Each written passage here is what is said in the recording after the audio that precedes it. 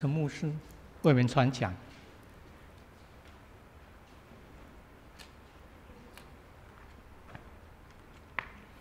我们一起低头祷告。天父，我们恳求你真理的圣灵引导我们进入真理，让我们明白法利赛人跟税吏的祈祷，让我们知道这个真理，并且活出这个真理，也带领我们以下的时间，奉主耶稣的名祈祷，阿们。亲爱的弟兄姐妹平安。我们今天所要读的经文有两个特殊的重点，因为我们是一系列在读路加的长篇的旅程，他从加利利、撒玛利亚到犹大边界，而我们今天就是做结束。然后呢，今天本主日的福音跟上主日有衔接性。上主日讲到寡妇跟那个不义法官的比喻，在强调我们祷告要锲而不舍，要恒切的祷告。而今天讲的重点是税吏跟法利赛人的祷告，这两个都是两个极端的对比。但是今天强调的是，我们祷告要谦卑，而不可以自义。然后耶稣在两个比喻后面都提出了教导，所以这个耶稣在讲这个比喻，在细节上真的是生动活泼。而今天呢讲的这个比喻，好像绘声绘影，如见其人，让我们身临其境。其实在教导我们怎么样祷告才蒙上帝的喜悦。法利赛人这个字的希腊文的意思是 separate， 就是跟人隔离，他们是正统犹太教的精英。路加福音特别提出这种人，其实是举出他们的极端分子。法利赛人没有每一个都不好，法利赛人一般来说很像中国的儒家，是非常讲究道德、非常注重修养的，是一个很不错的那个族群。在所有人都盲目的服从希腊人，追随整个时代潮流的时候，法利赛人是另类的人，是坚守道德、持守圣经教训的人。可是路加凸显的是那种极端的，他们严守摩西的律法和先人的传统，强调圣洁，自视甚高，却是伪善不义。他们避免那些不洁的人，所以他们鄙视替罗马人收税的税吏，因为这些人在收税的时候从中牟利，重保私囊。那在公元70年圣殿毁灭以后，他们重组拉比的犹太教，所以犹太教的拉比几乎都是法利赛人。他们跟新兴的基督教团体分庭抗礼，在争夺那个圣经的诠释权。而我们今天所读的是一个很特殊的经文，是路加独有的，而且跟上礼拜一样，都找到两个极端的做对比，尖锐的对比。耶稣刻画这两种人很特殊，他们都上圣殿去祷告，动作举止几乎都差不多，但是心态上却判若云泥。他们祈祷的方式也截然不同。在这里，耶稣要教导我们的，我们来看这段经文。好，我们看第一节。第一节就是第9节，耶稣基督教导的对象其实是那些仗着自己是义人而藐视别人的人。很显然，他是在讲法利赛人。可是这种法利赛人的脸谱一带上去，就觉得面目可憎，人见人恶，很多人都厌恶。但是在生活上，我们任何团体都有，所以从较广的圣经的脉络来看，其实听众是包括法利赛人，17章第20节，还有22节包括门徒。所以耶稣的教导其实不是针对法利赛人而已，而是针对教会中有人喜欢凸显自己的优越感其实今天在这个团体里面也有不少，路加其实在责备我们这一些仗着自己是义人、藐视别人的人。好，那我们看对象清楚了以后，我们来看这两个角色对比的角色。这里强烈的对比，这是路加很喜欢运用的文学的表达方式，对不对？那个两个浪子，那个大儿子在家里流浪，小儿子在外面流浪。小儿子回来了，大儿子不肯进去，对不对？啊，这也是对比。那上礼拜的那个不义的法官跟寡妇也是对比，今天是另外一个对比。好，这两个对比呢，他现在把他的焦距聚集在他们在上圣殿去祷告。好，所以我们先来看这个法利赛人。法利赛人的祷告，他的动作我们中文没有翻出来，很可惜。他是站立的祷告，那个很细腻的描述，希腊文很细腻的描述那个法利赛人的举止。11节那个有一个希腊文叫做 proshotum 就对着自己，而路加是把 proshotum 这个字呢放在站立跟祷告的中间。啊，这就引起了那个解经家哦，这边争论不休。其实这个修饰语，不论是修饰站立或者修饰祈祷，都一样。站立的意思说，他就对着自己站立了，就这样。祷告就这样子，一直这样对着自己，就这样子说。这就想起我以前在实习的时候，我们有一个长老哦，他好喜欢诗会。他诗会的时候，就把那个麦克风开到最大，还好，因为他第四部很强，所以他就唱第四部。全教会400-500人都被他唱成何等大快乐，何等神教义，结果都唱不起来。说在秀，然后下来以后，他就跟我讲说：“哎，神学生，我唱的怎么样？”我实在不敢恭维，就这样子啊。那他就是很凸显自己。他祷告的时候就装着这样子，在那边装腔作势了，对着自己。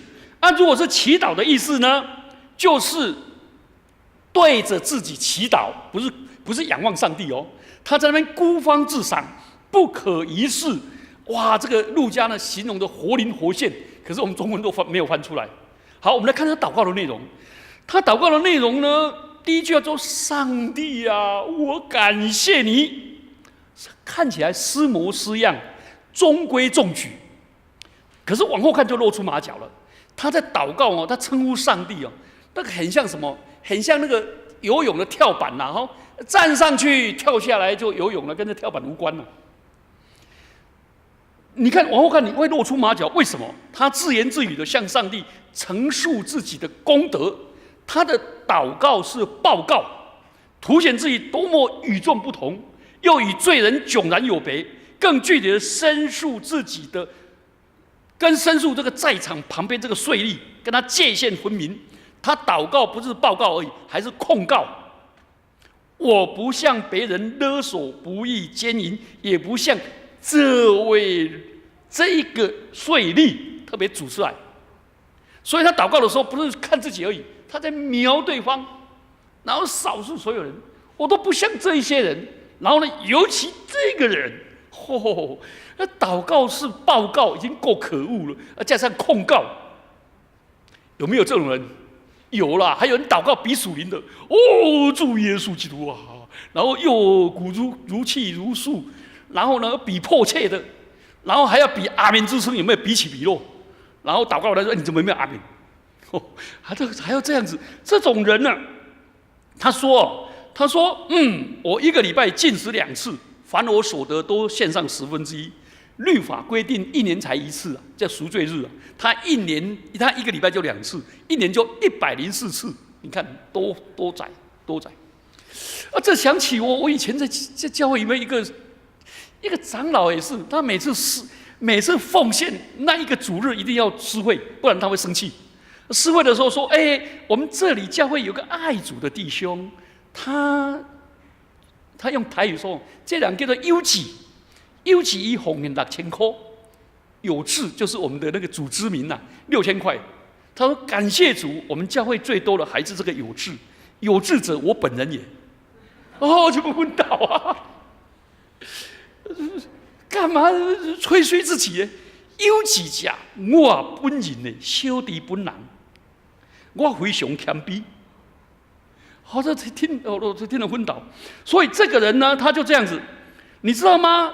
圣经上规定的是某一些谷物才献上1/10，他连茴香、芹菜、葱、姜、蒜都献上1/10。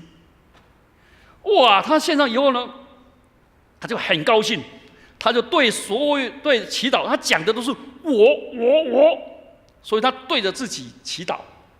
他也对着自己站立，然后藐视别人，好像众人皆醉我独醒，众人皆浊我独清。他自满自足，既不需要上帝，也不需要别人，所以他讲的话都对，他的祷告每一句话都对。但是他祷告的灵完全错了，因为他既没有罪恶感，也没有需要感，而对上帝也没有谦卑的依赖感。他只差没有庆贺自己的卓越表现，不过也差不多了。你有没有发现，他开始提到上帝，不是要赞美上帝，而是只放一撇，再也不提了。然后他对着自己呢，却一直的凝视自己。哎呀，全聚焦在自己的身上，他自我标榜，并且批评他人，所以他是十足的孤立，自绝于上帝，也与人隔绝。好，那我们来看另外一个对比。这个对比是一位税吏，他自我认识也谦卑的祈祷。第14节，好，我们来看这个税吏。这个税吏是在这个社会上公认的罪人，所以他觉得自己很不配。他只远远的站着，在圣殿跟至圣所中间，保持了相当的距离，表达他对上帝的敬意，而承认自己的软弱跟卑微不善。他宣认自己是带有罪性又犯了罪行的人，这是他自己他的肢体的动作表明出来。而且那个我们的路加很特殊哦，他讲什么都双重性的。他说他的肢体动作用双重的否定，他连举目望天也不敢，然后直接的捶胸。圣殿是人仰望上主荣光的地方，但这个税吏他觉得我不配啊，抬不起头来，他不敢享受这种仰望的喜乐，他只在那边捶胸，而且是一直捶胸。希腊文的动作是那个持续的动作，捶胸是当时的文化共同的记号，表达极度的悲伤跟痛悔。所以他的祷告是在极度的痛悔当中。所以我们刚才那个税吏的祷告，在东正教里面都用在认罪以后的唱什么歌？叫《Kyrie eleison》，求主怜悯慈啊，求主怜悯慈。好，那我们来看他祷告的内容，就是那个上帝啊，开恩可怜我这个罪人。开恩可怜的我这个罪人的意思是说，意思希腊文就是求你与我和解，求你把你的愤怒移开。他求上帝赦免的时候，他很清楚的说明自己应该受刑罚，所以他在上帝面前谦卑的不是说求主开恩一个罪人，他没有说一个，而是说我这个聚焦在自己的身上是罪人，而法利赛人聚焦在自己身上是义人，这两个不一样。他觉得他没有任何理由可以去要求减刑，他只有依靠上帝的怜悯。他知道自己来上帝面前求怜悯是无奈，但是他只敢求上帝怜悯我。所以根据犹太人的赎罪以后，赎罪祭献人一献上赎罪祭，就要宣告罪罚已经终结，跟上帝重建关系。你们还记得先知里面说，上帝把我们的罪丢在深海里面，而且上面还写着禁止垂钓。说上帝不再追究了，禁止垂钓是我讲的了，就是不准这。所以可是呢，这一位税吏呢，他连这个上帝赦免我，他也不敢。他说：“上帝啊，我主唯独你的怜悯跟慈悲来怜悯我。”所以他的举止跟他简单的祷词，显出他很深刻的体会到自己离开不了上帝，他需要上帝的恩典，他需要上帝的连结。好，我们来看耶稣怎么评论。当我们了解这个两个举止跟他的祷词以后，我们来看耶稣怎么评论。耶稣说：“这人回家去，倒算为义。”14节，他说以这种身份回到家里，其实这个家里跟圣殿也是个对比。圣殿是一个公开的场合，是一个法利赛人的秀场，而家里呢是什么样？是一个私密的地方。人人争夺虚假的光荣，而装模作样的在圣殿里，而家人这个诗人呢，才表现真实的自我。耶稣的评论说：“那一位税吏言行一致，里外如一，回到家里还是这么谦卑。”这样了解哈？这样子，所以经文呢就加上一个智慧性的谚语：凡至高的必降为卑，凡自卑的必升为高。所以我们来反省这段经文到底给我们学到什么。第一个，我们先学习到什么叫做称义，因信称义的原委。本来我们人在至善、至高、至美的上帝面前，我们没有人谁可以配称为义人。义的意思就是合乎正义，义我们没有办法，为什么呢？那个传道书第7章20节说：“时常行善而不犯罪的义人，世上实在没有。”很像台语讲说：“平康阿也无一个好人。”那个罗马书第3章23节说：“因为世人都犯了罪，亏缺了上帝的荣耀。然而因着基督耶稣的恩典，就白白的称义。基督徒称义不是自己称自己为义，是因为我甘心愿意承认我的罪，我的不配，而耶稣基督愿意来拯救我，我去领受这个上帝白白的恩典，就是耶稣基督的救赎。我领受了恩典了以后，而上帝就称我为义，是这样子，是上帝称我为义。那基本上我们短暂的一生哦，我们都一直倚赖上帝的宏恩。我们在芸芸众生当中，没有人谁比谁强啊，真的啦。就算我有什么辉煌的成就，还不是受惠于上帝，受惠于世人的结果，对不对？如果我们中间有一个人有孩子去读台大，假设他是读了台大的电机系的医学系，又这书卷奖毕业第1名，他去代表毕业生致辞的时候说：“我所有读书都是我努力的，跟我爸爸妈妈无关。我所有钱都是我家教的，跟我爸爸妈妈无关。请问，那我书读这么好，跟我老师都无关，是我自己读的。可能也是有几分事实的，但是这样讲起来，听了会那老师跟他们的父母听了会有什么感想？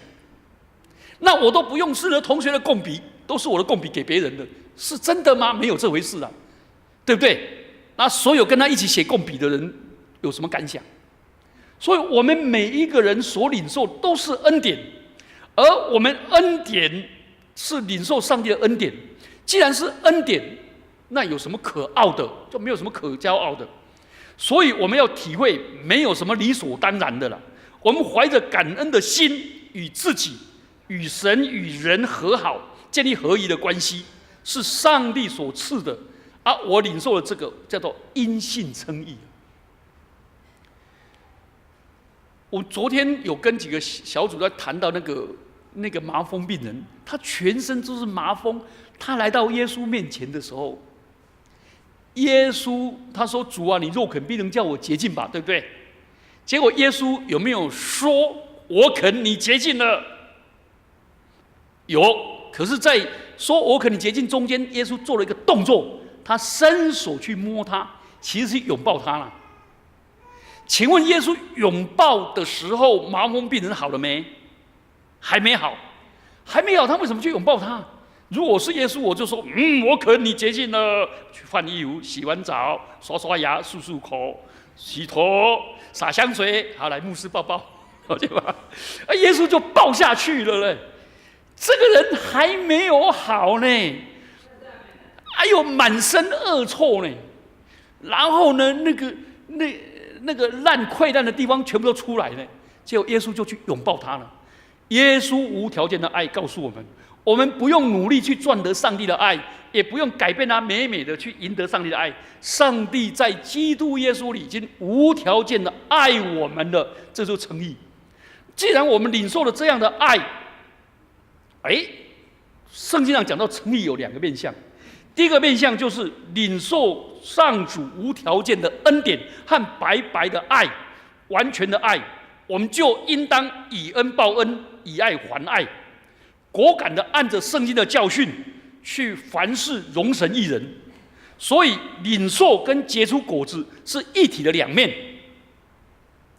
可是当我们领受了神的恩典又结出果子，我们往往会受到一种很微妙的诱惑，就会批判别人没有像我那么真心悔改，也批判别人没有像我那么多结出果子，就只会自以为高人一等。我以前也是不准一个人受洗，他就会很生气地对我说：“你知道我有奉献吗？”我说：“有知道。”你知道我的道德品格好吗？我说我也知道。你知道我什么什么什么什么吗？怎么他可以受洗，我不可以受洗？我说因为你讲这些话，你就不能受洗。我都气得要命。他说我换别的教会，到别的教会都很疯，都很怎么样欢迎我了，唯独你要这样子。我说对不起，你要结出果子以悔改的心相称。他说我已经够好了。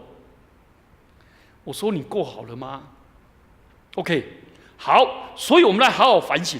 如果我们有这种我们现在人都没有加入法利赛人，对不对？我们没有，但是呢，有一种叫做摩登法利赛人。请问我们是不是摩登法利赛人？如果我们轻视共同体中的软弱者，就是比喻中的法利赛人，即使我们有很多良好的作为，也是完全上帝的恩典。我们每一个人都是蒙恩的罪人。都是恩典的负债者，我们是恩典的债务人，我们不是债权人。假如我们到餐厅去如果那个服务生不小心把我们身体弄脏了，我们就破口大骂。我们觉得顾客就是上帝，我们怎么可以羞辱上帝呢？有没有这种人？就破口大骂，结果呢，就发现他不但衣服脏了，他连他的人格也脏了。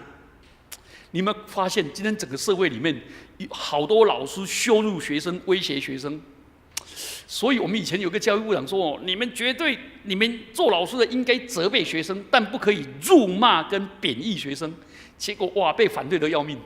那时候我去永和的那个竹林中学演讲，我说他这样是对的，因为贬义跟羞辱是侮辱人的人格，而责备是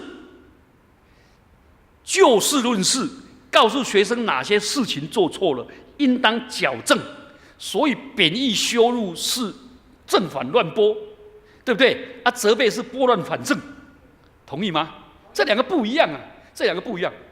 所以有一些人就这样子，那有些牧师就伤害辖制会友，这些都是摩登法利赛人。上帝给老师有机会吸收知识，教育学生。父母有机会教养儿女，这些都是上帝特别的恩典，而不要把这个恩典变成在贬义羞辱人的人。我认识一个传道人，他以前是成大建筑系第1名毕业的，他的那个设计是第1名，很好。可是他每次设计图送到他老师的时候，他们老师说：“你敢交过来呀？全班你最差，我教了20年，没有教过比你还差的学生，你真是烂学生，退回去。”第2个人又叫过来，他说：“你比他还烂，比第1烂的还烂。”他每一个都是这样口头禅这样子羞辱人。其实圣经上要我们这个比喻告诉我们，在光照我们这些摩登法利赛人，我们意识到自己是法利赛人的时候，那我们就是那一位称义的那个税吏了，了解吗？这是很吊诡的。一个人有病识感的人，就已经接近救恩了；没有病识感的人，就是法利赛人了。所以福音就让我们知道，我们在人性的绝望中，我们明白我们自己的丑陋，而蒙了神的恩典。所以是神爱我们，因为神爱我们。保罗说他是爱我，为我舍己。神这么爱我，所以我就爱我自己。既然我爱我自己，我就自爱而爱人。神把各样的恩赐赏赐给我，让我充满了自尊，那我就尊敬别人，自尊而尊人，自爱而爱人，不再践踏别人的丑陋，谦卑的发现上帝照顾卑微的人。这样的话，我们就脱离了法利赛人的行径。所以在这里很清楚要我们去反省这件事情。第二件事情，我们来学习的反省的是，除了称义以外，我们反省到底我们的祷告是伪善的祈祷，还是谦卑的祈祷？法利赛人的祈祷不是祈祷，是自言自语。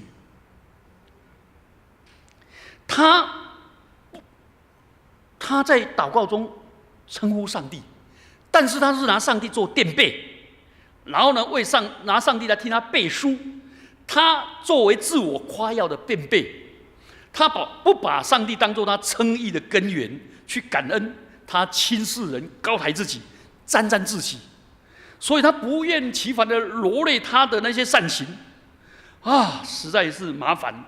所以耶稣要我们揽镜自照，让我们勇敢的看我们自己的真面目。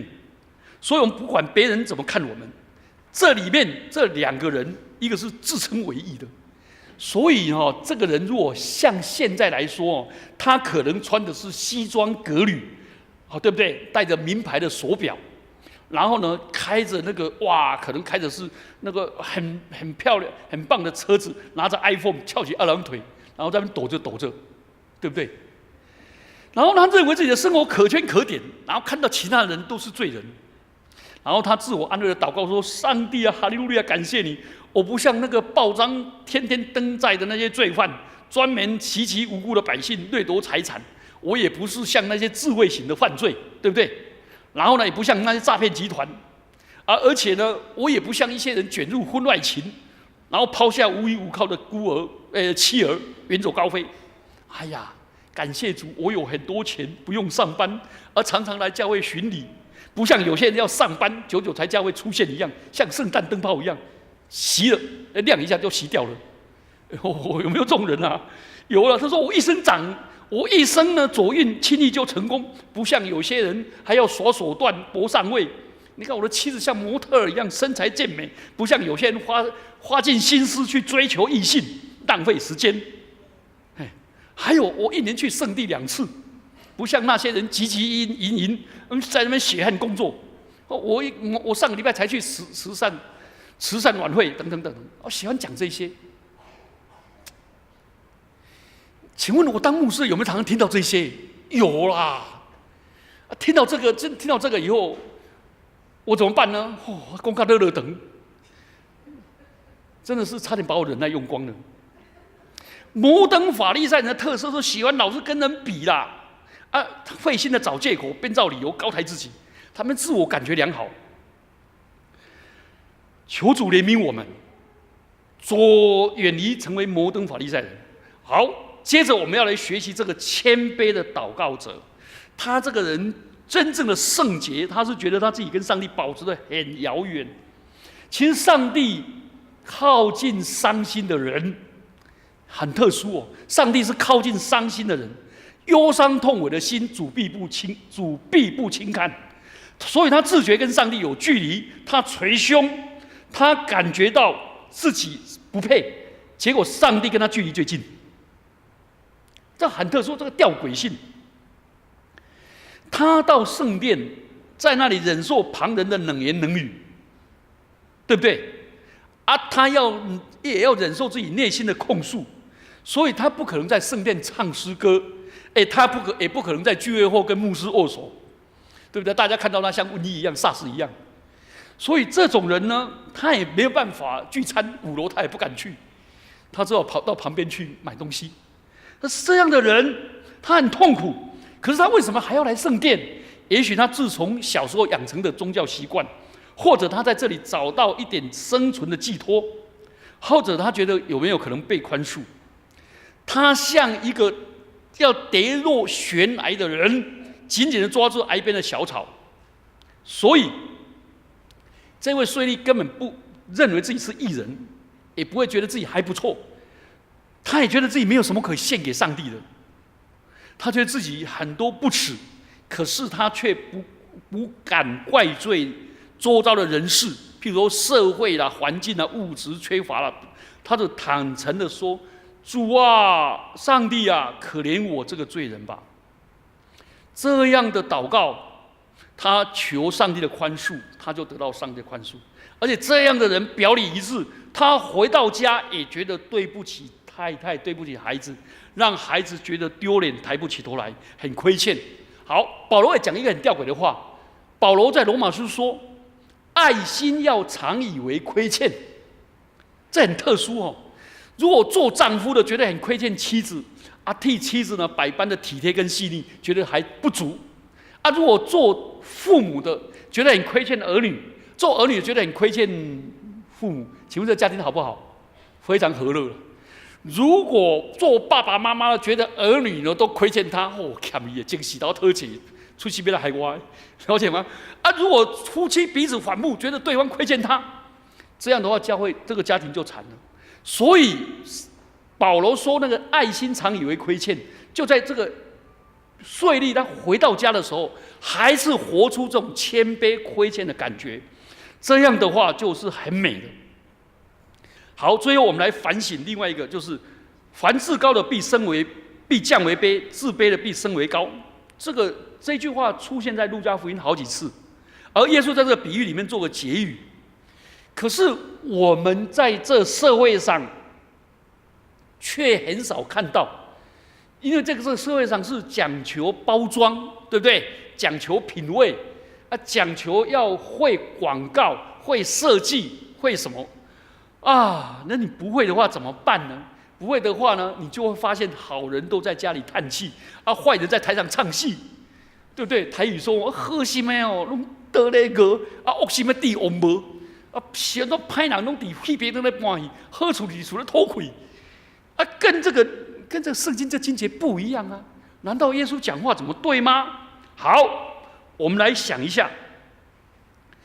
其实路加福音里面，玛利亚尊主颂也说过，他说：“上帝用膀臂施展大能，那狂傲的人心里正妄想，就被他赶散了。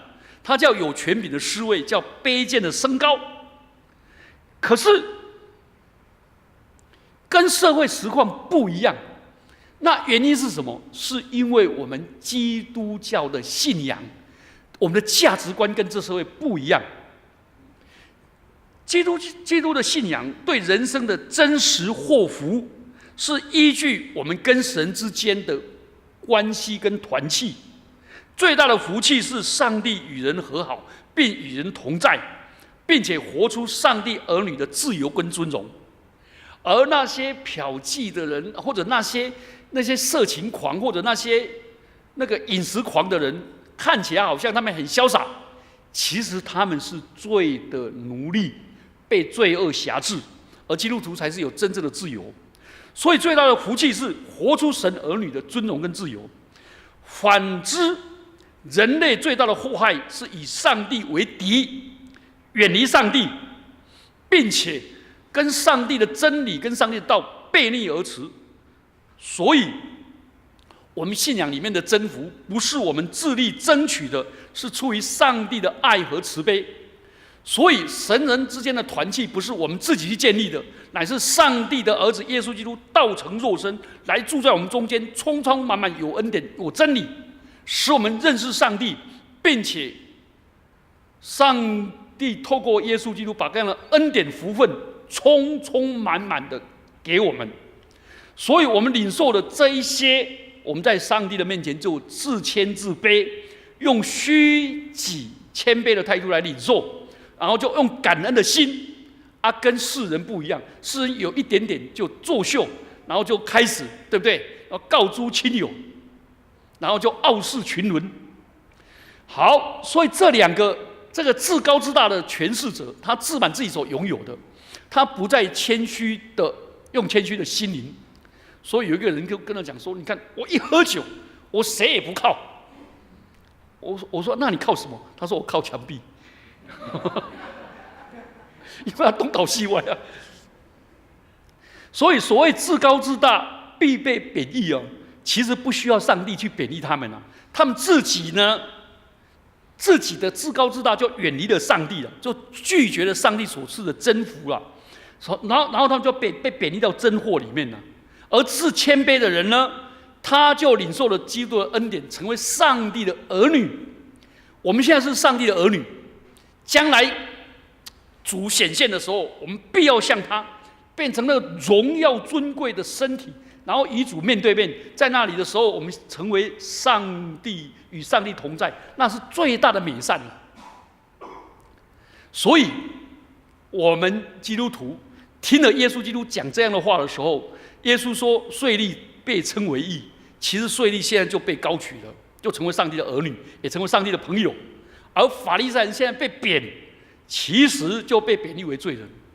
天堂是为那些谦卑、谦虚、渴求上帝的人，在现世就领受了基督的恩典，成为上帝的儿女，将来在永恒里面被高举。而所谓地狱，其实是那些自大、自傲、以自我为中心、抗拒上帝恩典，真的不照上帝的真理去行的人。我记得好像 Friedman 那个诺贝尔经济学奖的来台湾演讲的时候，他说天堂跟地狱的差别是，天堂的人他的手伸出来弄不到，地狱的人手也伸出来就没办法弯了。结果天堂的人吃东西的时候呢，就拿起东西来，因为上帝的恩典很丰富啊，在天上筵席，他拿起来以后呢，吃不到，但是呢，你吃，另外一个说，你也吃，就是你一口我一口，大家吃了笑呵呵啊。地狱人是拿起来吃不到就往上丢，一丢的时候嘴巴伸了，结果别人嘴巴就伸过来，然后打下去，结果这边打成一团。一个极其自私跟自傲、不愿意分享的人，他其实就活在地狱里面。一个乐意充满着神的恩典、喜乐愿意分享的人，就是这个。所以耶稣就把这两个对比走出来。所以今天这个镜子就要照耀我们自己，我们一起低头来祷告。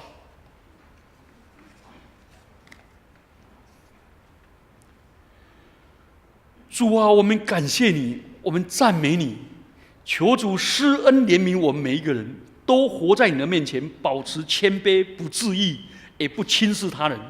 让我们心怀感恩，渴慕主，过着荣神益人的生活。主啊，恩待我们，让我们教会有更多的人都愿意扶助软弱的人，也能够愿意帮助更多人。主啊，让我们教会的孤儿寡妇都能够得到照顾，让我们教会的弱势者也能够得到照顾，也让我们在这个教会里面，我们活出你的尊荣，活出你的爱。是因为我们愿意谦卑的领受你所给我们的尊荣，奉基督耶稣的名祈祷，阿们。